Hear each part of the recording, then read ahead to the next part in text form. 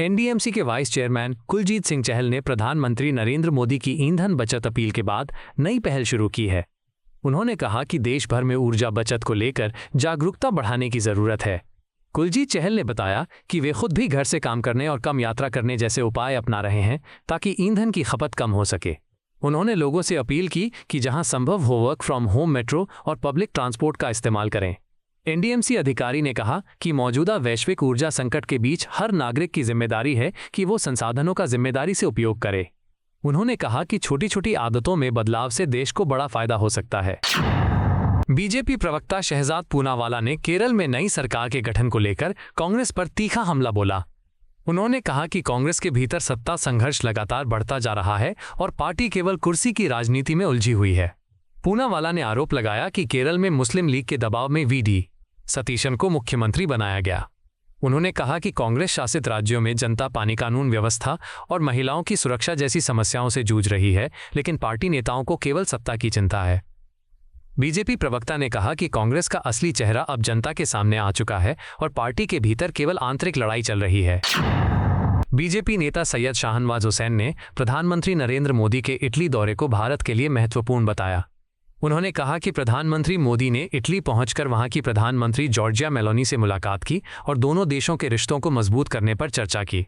शाहनवाज हुसैन ने कहा कि भारत और इटली के बीच रणनीतिक और आर्थिक संबंध लगातार मजबूत हो रहे हैं। उन्होंने कहा कि प्रधानमंत्री मोदी की विदेश नीति के कारण दुनिया में भारत की साख बढ़ी है। बीजेपी नेता ने कहा कि भारत वैश्विक स्तर पर मजबूत साझेदारियों के जरिए आर्थिक और रणनीतिक सहयोग बढ़ाने की दिशा में आगे बढ़ रहा है। बिहार के deputy chief minister Vijay Kumar Chaudhary ने सहयोग शिविर योजना को बेहद असरदार बताया। उन्होंने कहा कि इस पहल के जरिए गांवों में लोगों की समस्याओं का मौके पर ही समाधान किया जा रहा है। विजय कुमार चौधरी ने बताया कि उन्होंने पटना जिले के 3 ब्लॉकों में आयोजित शिविरों में हिस्सा लिया, जहां विभिन्न विभागों ने अपने स्टॉल लगाए थे।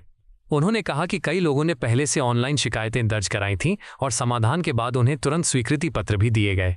डिप्टी सीएम ने कहा कि सरकार का उद्देश्य प्रशासनिक सेवाओं को सीधे गांवों तक पहुंचाना है ताकि लोगों को दफ्तरों के चक्कर न लगाने पड़े।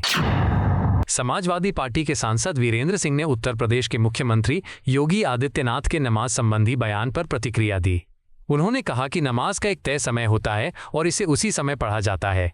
वीरेंद्र सिंह ने कहा कि मुख्यमंत्री होने के नाते योगी आदित्यनाथ को इस बात की जानकारी है। उन्होंने कहा कि अगर कोई बयान केवल लोगों को परेशान करने के लिए दिया जाता है तो उसका जवाब संयम और शांति से देना चाहिए। सपा सांसद ने कहा कि समाज में सौहार्द और शांति बनाए रखना सभी की जिम्मेदारी है। समाजवादी पार्टी के विधायक अतुल प्रधान ने ऑनलाइन फार्मेसी बिक्री और कथित गड़बड़ियों को लेकर सरकार पर निशाना साधा। उन्होंने कहा कि सरकार पूरी तरह विफल साबित हो रही है और आम जनता कई परेशानियों का सामना कर रही है। अतुल प्रधान ने कहा कि लोगों में सरकार के खिलाफ नाराजगी बढ़ रही है। उन्होंने केमिस्टों की हड़ताल का जिक्र करते हुए कहा कि सरकार को ऑनलाइन दवा बिक्री के लिए सख्त नियम बनाने चाहिए। सपा विधायक ने कहा कि जनता को सस्ती और अच्छी दवाएं मिलनी चाहिए, लेकिन साथ ही दवा बिक्री व्यवस्था पर निगरानी भी जरूरी है। ऑनलाइन फार्मेसी बिक्री के विरोध में All India Organisation of Chemists and Druggists की एक दिन की हड़ताल का चंडीगढ़ में मिला जुला असर देखने को मिला। कई मेडिकल स्टोर बंद रहे कि कुछ दुकानों ने सीमित सेवाएं जारी रखीं। केमिस्ट संगठनों का कहना है कि ऑनलाइन दवा बिक्री से पारंपरिक मेडिकल स्टोर्स पर असर पड़ रहा है और कई अनियमितताएं भी सामने आ रही हैं। हड़ताल के कारण कई लोगों को दवाएं खरीदने में परेशानी का सामना करना पड़ा। संगठन ने सरकार से ऑनलाइन फार्मेसी के लिए सख्त नियम लागू करने की मांग की है। महाराष्ट्र में ऑनलाइन फार्मेसी बिक्री और कथित अनियमितताओं के विरोध में केमिस्ट्स ने एक दिन की हड़ताल की। इस हड़ताल का असर कई शहरों में मेडिकल स्टोर्स और दवा सेवाओं पर पड़ा। केमिस्ट संगठनों का कहना है कि ऑनलाइन प्लेटफॉर्म्स पर दवा बिक्री से छोटे दुकानदारों का कारोबार प्रभावित हो रहा है और कई मामलों में नियमों का पालन नहीं किया जा रहा। हड़ताल के दौरान कई मेडिकल स्टोर बंद रहे, जिससे लोगों को दवाएं लेने में दिक्कत हुई। संगठन ने सरकार से ऑनलाइन फार्मेसी पर कड़े नियम और निगरानी की मांग की है। दिल्ली में ऑनलाइन फार्मेसी बिक्री के खिलाफ केमिस्टों की हड़ताल के बीच एक स्थानीय नागरिक ने कहा कि अगर ऑनलाइन प्लेटफॉर्म बेहतर कीमत और सुविधा देते हैं तो ये लोगों के लिए मददगार हो सकता है। उन्होंने कहा कि कई लोग घर बैठे दवाएं मंगाने की सुविधा को पसंद करते हैं। हालांकि उन्होंने ये भी कहा कि दवा बिक्री में सुरक्षा और नियमों का पालन बेहद जरूरी है।